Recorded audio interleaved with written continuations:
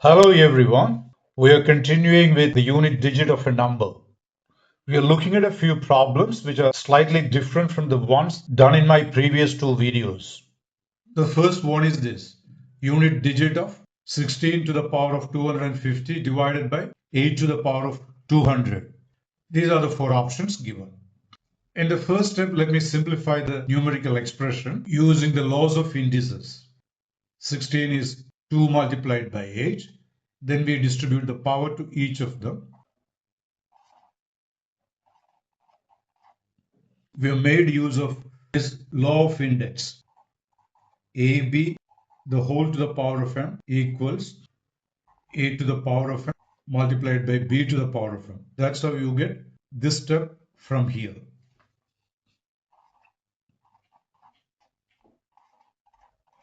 We have made use of this rule. A to the power of m divided by a to the power of n equals a to the power of m minus n. Now this equals 2 to the power of 250 multiplied by a to the power of 250 minus 200, 50. So the unit digit of this number is the same as unit digit of this number because we have simplified this to this form. So let's find out unit digit of 2 to the power of 250 multiplied by 8 to the power of 50, which is unit digit of 2 to the power of 250 multiplied by unit digit of 8 to the power of 50. Now we know that power of 2 and power of 8 have cyclicality of 4. You may please go through my previous videos dealing with the basic concepts of cyclicality. And when there is cyclicality of 4, what we do is take the power divided by 4. This is what you get. I'm not writing the quotient because we are not interested in the quotient. We are looking at the remainder, which is 2 here. Now, this 4 we use because of the cyclicality of 2 being 4. Unit digit of 2 to the power of 250 will be the same as 2 to the power of this remainder. Similarly, take 50 divided by the cyclicality figure 4, you have 48, 2. So 2 is the remainder. So here we use that unit digit of 8 to the power of this 2 we write here. And unit digit of 2 squared is nothing but 4.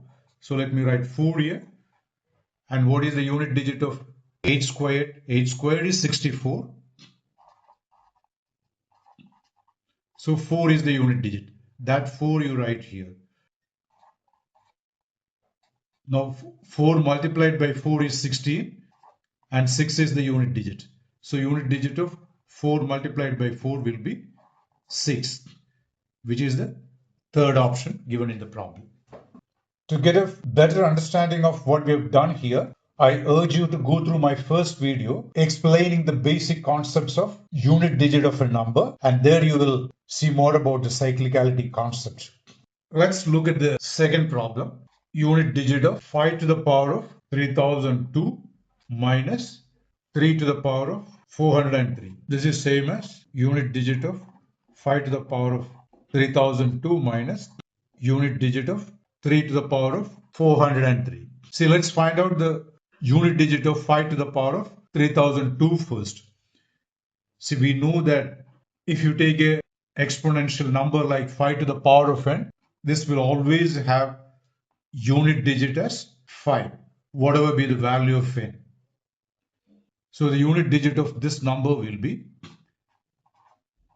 5. Now let's look at the unit digit of the next number. Like we discussed before, 2 and 8 have cyclicality of 4.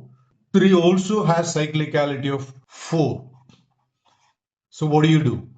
In the first step, divide 403 by 4. See, straight away you can write the remainder as 3. You don't need to waste time because 400 is clearly divisible. So the remainder is 3. And we use that 3 here. Unit digit of 403 will be the same as unit digit of, sorry, I made a mistake here. Unit digit of 3 to the power of 403 will be the same as unit digit of 3 to the power of this 3, this remainder. And 3 to the power of 3, 27. So the unit digit will be 7. And that 7 you write here. But there's a problem here. You're getting a negative number. We know that this number is much bigger than this number. So if you work out the correct value of this difference, that will be a positive number. So what do you do actually? I'll show you the method to find out the unit digits. See, this number, last digit or unit digit is 5. You write that here. And for the second number, the unit digit is found to be 7. If you have two numbers whose last digit or unit digits are 5 and 7, and if you're subtracting this number from the first one, what do? You borrow 1 from here. You get 15. And that 15 minus 7, 8. And there will be many other numbers to the left of it. We are not interested. So 8 will be the unit digit. Can you see that? So the answer is 8. So this is what you do when you have a smaller number minus a bigger number in the case of finding unit digits of the whole numerical expression. In the next question, we are finding the unit digit of a factorial number. Here the base figure is factorial and the exponent also is a factorial. This is a very simple problem actually. I'll show you something. If you take a number like 5 factorial, this is the expansion. You can see 5 and 2 here. 5 multiplied by 2 is 10. So I'm not writing the whole thing. The last digit of this number, the correct value is 120. We are focusing on the last digit or unit digit. So a number like this will end up in 0. Similarly, if you take 6 factorial, what do you see? This will also end up in 0 because you can see 5 and 2. And you can observe something, any number, whatever be the value of n, if it is greater than or equal to 5, n factorial will have the last digit being or the unit digit being 0. What does that show? Definitely 45 factorial will also have the last digit or the unit digit being 0. So this will be equal to, you have a number like this, there will be many digits before 0, hundreds or thousands of digits, we are not interested. The last digit is 0, and again, in fact, this also will have 0 being the last digit, but it's a big number. And if you have a number ending in 0, see, if you take a number like ending in 0, and if you raise it to any power, whatever be the value of n, what will be the last digit? That also will be 0. So the unit digit of this number will be 0, and 0 is the final answer. Now the fourth problem, unit digit of 1 plus 2 plus 3 plus 4 plus all the way up to 100. This is also a very simple problem. What we do is, there is a simple formula to find out the sum of the first 10 natural numbers. See, if I write like this, where n is a positive integer, there is a simple formula like this. This gives you the sum total of the first 10 natural numbers. So putting n equal to 100, this expression gets simplified to 100 multiplied by 100 plus 1 divided by 2.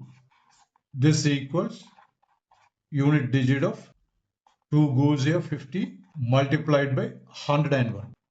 So you don't need to waste time simplifying this.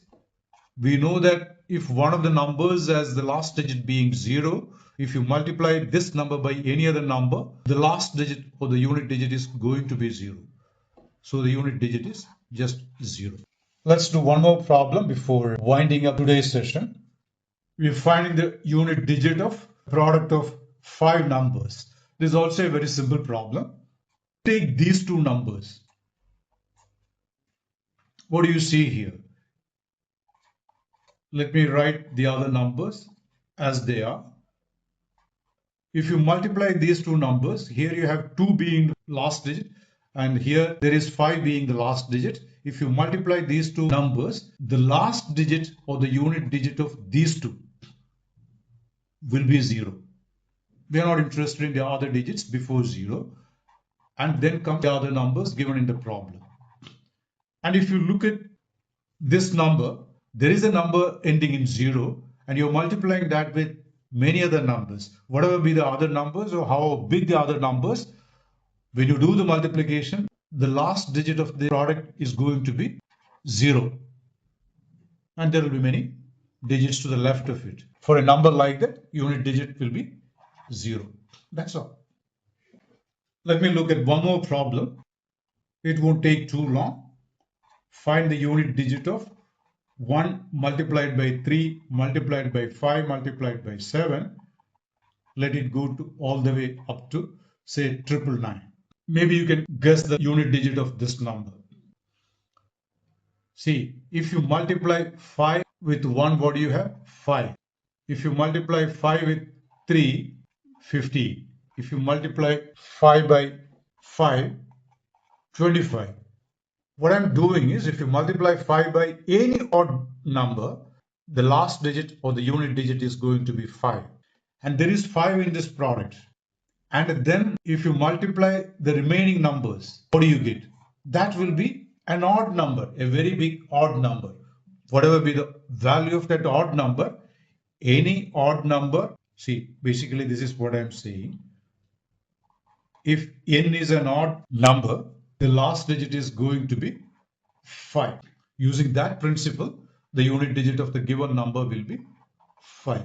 That's all. I hope you understood what I did in this problem. If you take out 5 and if you multiply the other remaining numbers, that product will be an odd number, and any odd number multiplied by 5 will end up in 5. Rather, the last digit of such a number will be 5. So the unit digit of this number will be 5. That's all. See, these are all the problems that were asked in the previous years of Staff Selection Commission and banks. If you feel you have learned something from today's session, please like, share and subscribe to my channel and hit the bell icon so as not to miss out other videos of mine. Thanks for watching and see you in the next video.